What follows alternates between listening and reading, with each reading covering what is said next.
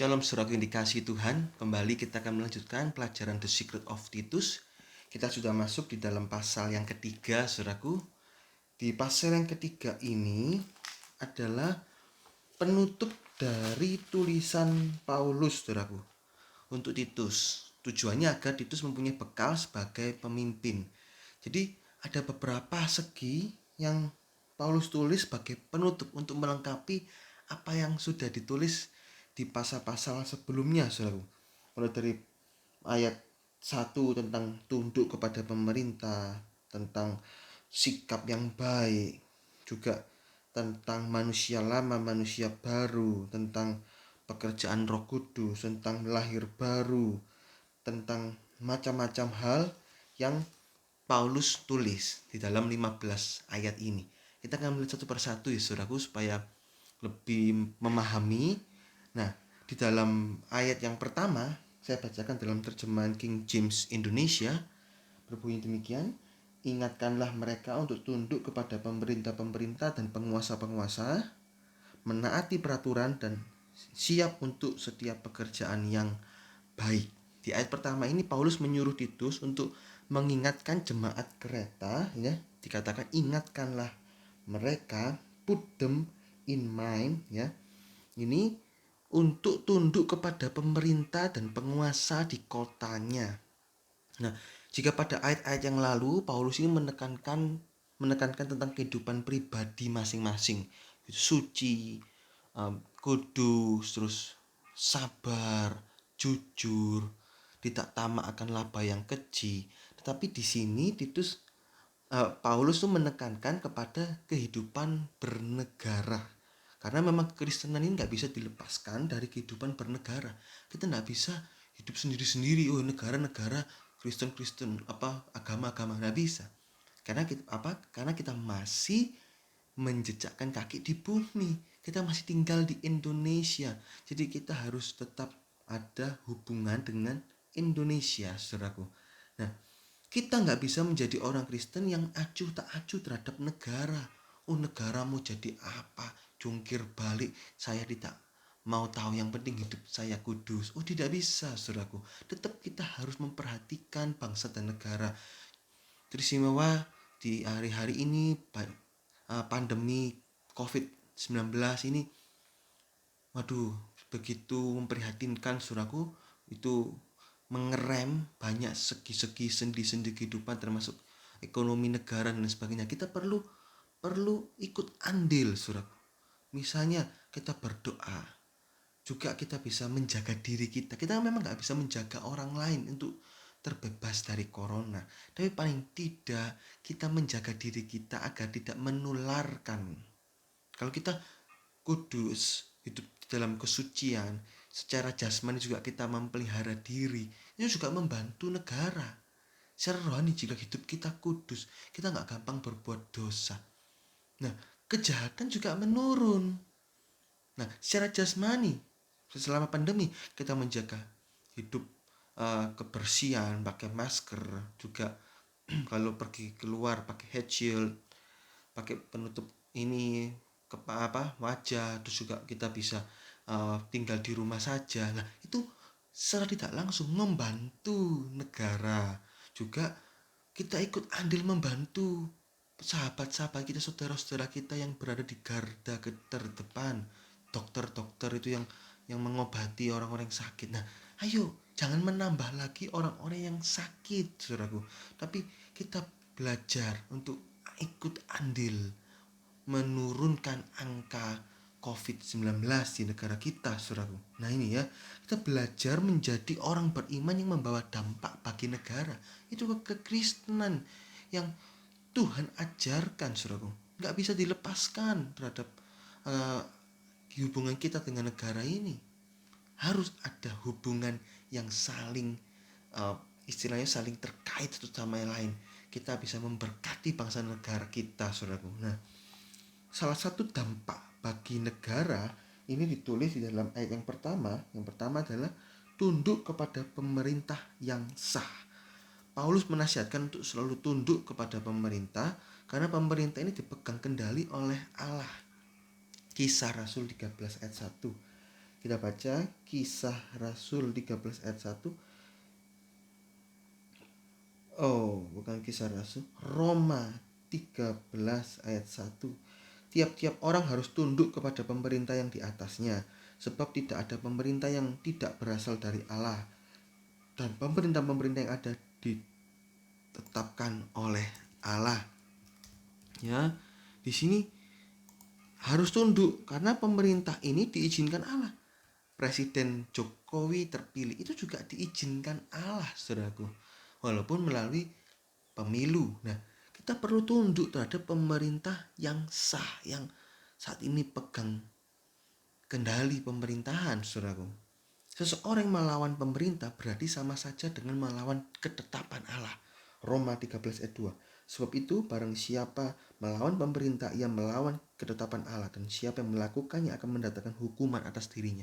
Kalau kita melanggar pemerintah, itu sama saja dengan melanggar apa yang ditetapkan oleh Allah. Apapun hasil yang sudah ditetapkan, maka itu semua seizin Tuhan. Sehingga kita harus tunduk terhadap pemerintah yang sah. Walaupun mungkin kita tidak mengharapkan suatu pemerintahan tertentu. Pada waktu pemilu kita memilih A, tetapi yang jadi B. Jika sudah terpilih, maka kita tetap harus tunduk dan mendukungnya.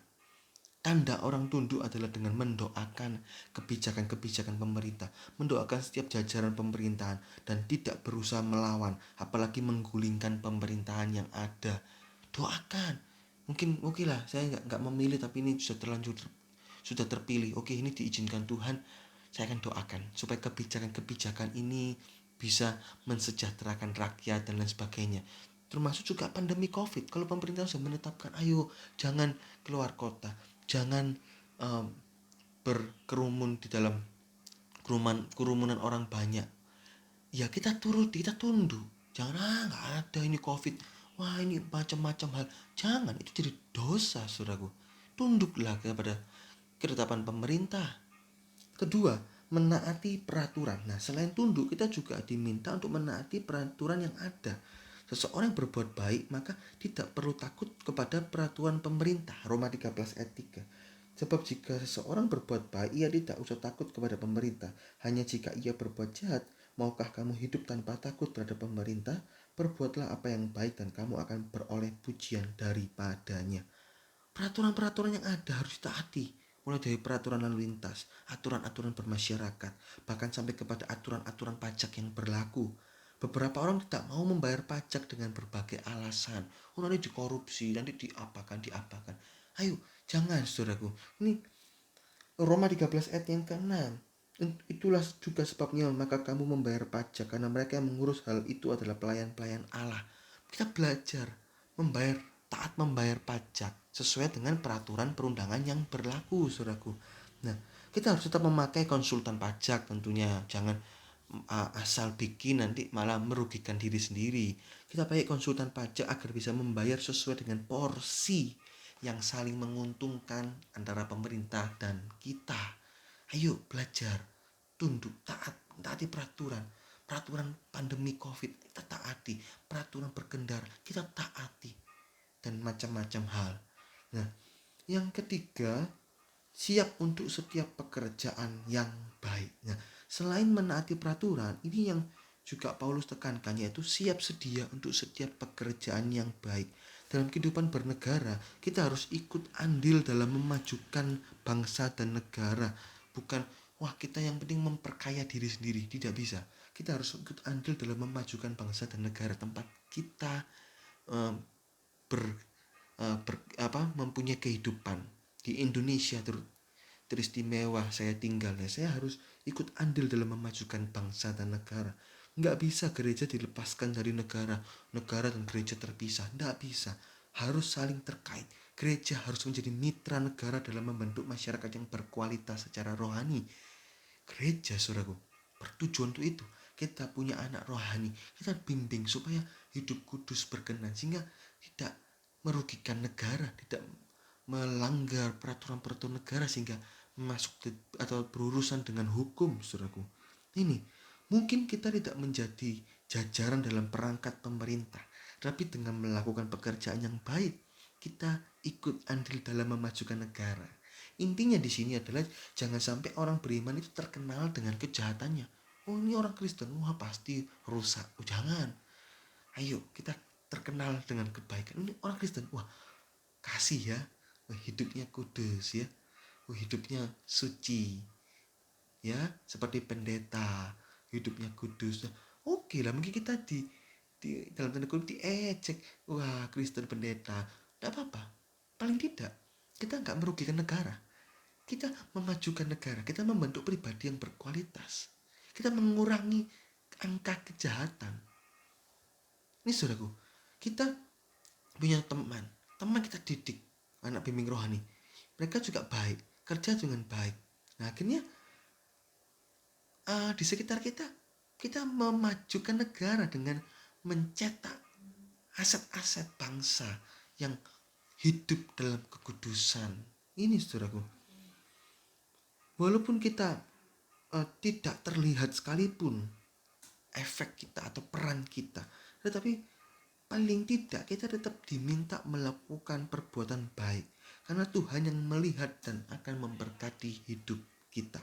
Contohnya Mordekai yang menggagalkan rencana Bigtan dan Teresi dalam pembunuhan terhadap raja. Walaupun tidak diberikan penghargaan, tapi Mordekai tetap mau. Pada akhirnya Mordekai diberi penghargaan karena Tuhan menggerakkan hati Ahasiweros, saudaraku. Ya, nah di dalam Ahasiweros ya, Esther ya,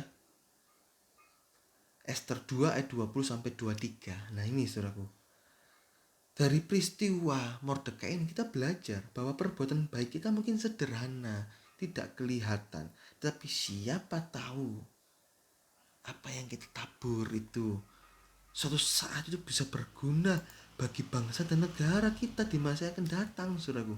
Apapun profesi kita harus melakukan dengan sungguh-sungguh guna kemajuan bangsa.